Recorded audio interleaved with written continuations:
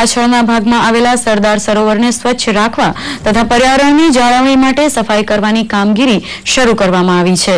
સરદાર સરોવર નર્મદા નિગમ અને વન વિભાગ દ્વારા સંયુક્ત રીતે આરંભાયેલી આ કામગીરીમાં પાણીની અંદર અને પાણીની પર રહેલી લીલ, જાડી ઝાંખરા અને વેલને દૂર કરવામાં આવી રહ્યા છે।